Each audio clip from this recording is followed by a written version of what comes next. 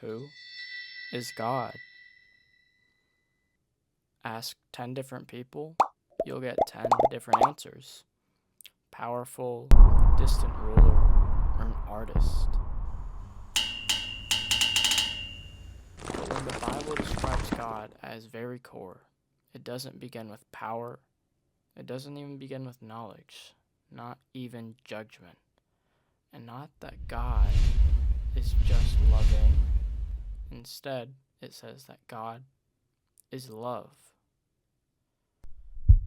And if that's true, it changes everything. It changes how we see suffering, other people, and the world. And maybe even how we understand reality itself.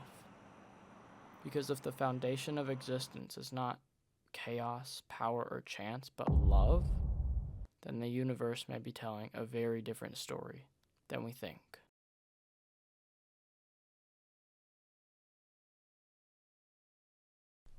What do Christians mean when they say God is love?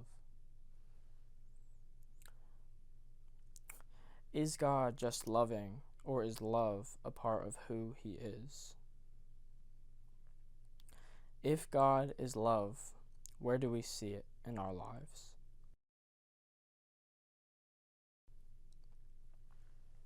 First John chapter 4, verse 8 reads, God is love.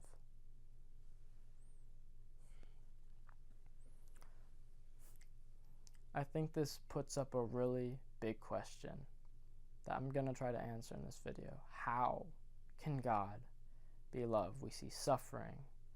We see tragedy. So I'm going to talk about that today.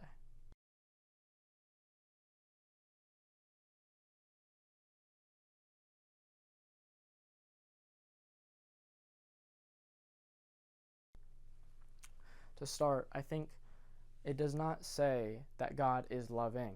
It says that love is not just a part, the essence of God himself.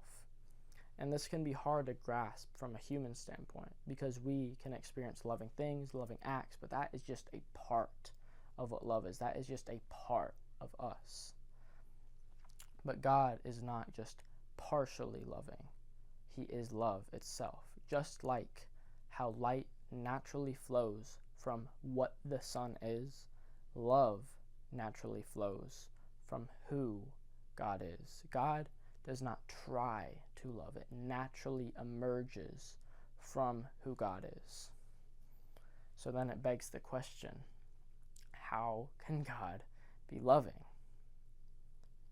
And we see this in the Trinity. And I know the Trinity is very hard to grasp and understand. But just because you can't comprehend it does not mean you can't apprehend it. Just how you can't completely understand the ocean and all its wave patterns does not mean you cannot apprehend that there is an ocean there. So we see this in the Trinity. And anyone who says that the Trinity is fixed or solved, I think is lying. They may not be, I don't know. But we see mysteries in our daily lives on earth. So why should we not expect that with God? The Father loves the Son, and the Son loves the Father, and so on. So love is given and received. And we see this within the Trinity. So God is loving eternally outside of time and before humans. So then why create humans?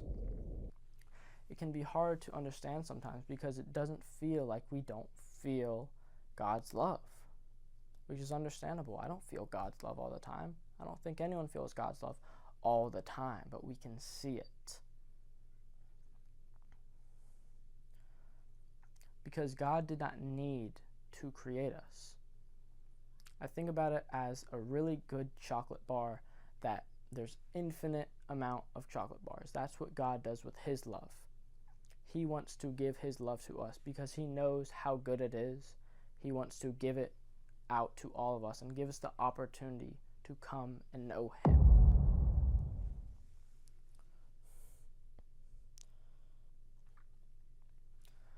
Many people would then move on to say, If God is love and loving, and this love is so good, why would he not force it upon us?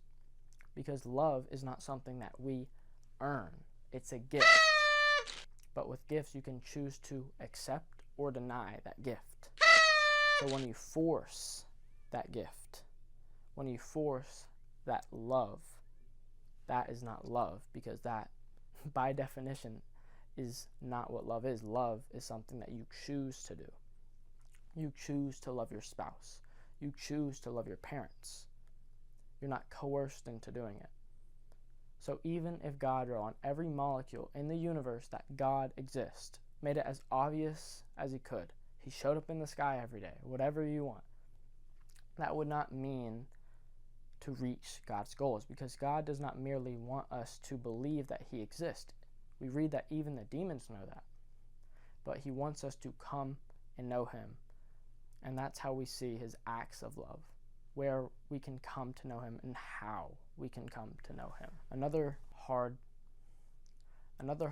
thing to grasp would be, if God is so loving, why would he allow suffering? I think it's one of the hardest questions for Christianity, but I don't think atheism or any other belief answers it as good as Christ does.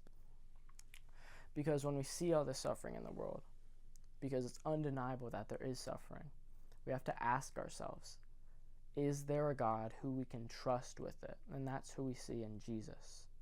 Someone who's not indifferent, but someone who goes through all the things, all the sufferings. And I'll get into that later. But would it be a good parent if they got rid of all the hardships in life? Would it be a good parent to get rid of all the challenges for their child to face? No. Because then they'd build a weak, unhealthy, dumb child who doesn't know how to handle anything. And God does not want that for us. He wants us to be able to build virtues, builds our strength, and become better humans. So he gives us challenges that we can handle so that we can come to build those virtues. And a lot of times it can feel like these challenges, these sufferings are forever. But when we read that suffering, this death is not the end, we see this with Jesus' resurrection, I think that's a lot better answer than what any other worldview has to offer. Because it does not say that suffering and these evil acts in the world get the final word.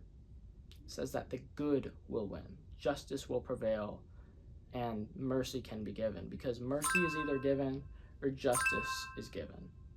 And both of those are good things of God's nature. I'd prefer the mercy, but some people don't. And lastly, many people think that God being loving contradicts with him being a judge. And I'll give another analogy to help you guys visualize it. A just judge is admitted into a court where there's a criminal, and he's just, so he sentences them to jail. But would that judge be loving? No, because a loving judge would not want them to go to jail. So that judge can't be loving and just. So then there's a judge who's loving and just, but then they say, I love you, therefore you don't have to go to jail. Nope, like case dismissed. We'd call that judge a corrupt judge. But what God does is, because he's loving and because he's just, he loves us, so he doesn't want us to take that punishment. So he takes it upon himself. Justice is put on himself. So justice is kept and love is kept.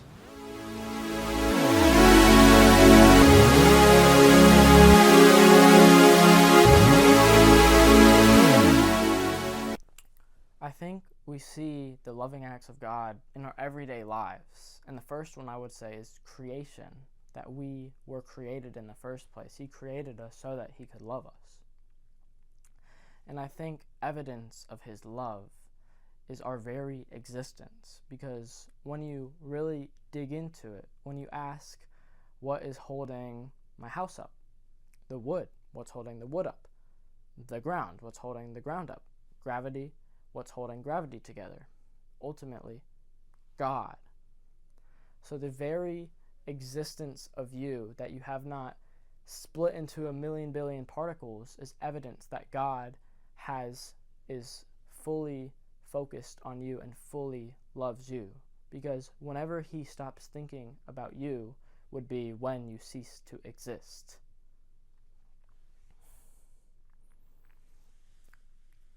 We see God's patience so much in our life. We see it in Noah, Abraham, Israel, and I think most importantly would be us. Because God is patient with us. When we sin, when we fall short, he doesn't immediately bring that judge hammer down and crush us, because he knows we're imperfect.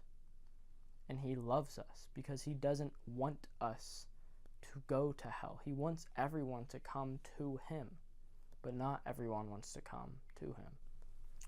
I think one of the core parts of Christianity is that God doesn't. I think one of the core parts of Christianity is not that God stayed distant to suffering. He was not indifferent to it. We see this in Jesus, where he comes down, he goes through pain, betrayal, and suffering. So when we think that God is not loving for allowing sufferings in this world and not stepping his toe in the water, we're wrong, because he did. He stepped his toe in the water, and I think a lot more than all of us. There's this analogy. I know I'm going through a lot of analogies right now, but they're great and they really help me understand, so I hope they help you understand. A storm goes through an apple orchard. Some trees fall down earlier, some trees fall down later. But when you drive by and you see one tree standing and the rest fell, you'd say, oh, I guess that tree did not really feel the storm. Which I think would be a good time to say that I think we're wrong. If anything, that tree has felt more pain and more suffering than any of the other trees, because it has to live on with that, seeing all the other trees fall, and he stands. And what God does is he chooses to put his toe in the water, not just his whole toe, not just his foot, but his entire being, because he loves us. What he does is he puts that hand down because we cut our hand off so that we could not reach him. He wants to reach us, but not everyone wants to reach him. Romans chapter 5 verse 8 reads, though we sinned, Christ still died for us. And I think this is crucial to the Christian claim, is that Christ's sacrifice does not only go for the people who want to meet him, but those who also don't. And this is where we see love most, unconditional love, on whether we love him or not. And I think you really see the strength of his love, that it does not die with death, but it overpowers death. Because when you feel that love, it does not feel bound to time. It does not feel like it can die when you feel that. And we see this through Jesus. He beats death. That's how much he loves us. He loves us so much that he would beat death so that we don't have to die. Lastly, I'd like to end on God's love in our everyday life. I feel like a lot of times it can be easy to focus on the negatives in life. That you have homework, you have work. But I think a simple switch in phrasing would really help, and it's really helped me, is that you get to work, you get to do homework, and it doesn't always feel like a privilege, but some people would wish and beg for the problems that you would have, that you have. So we never know what someone else is going through. We never know how much worse it could be. So we should always thank God on how good it already is. We see his forgiveness, we see his grace, and we see his guidance in our everyday life, whether we acknowledge it or not. He is there for us. His hand is there, whether we want it or not.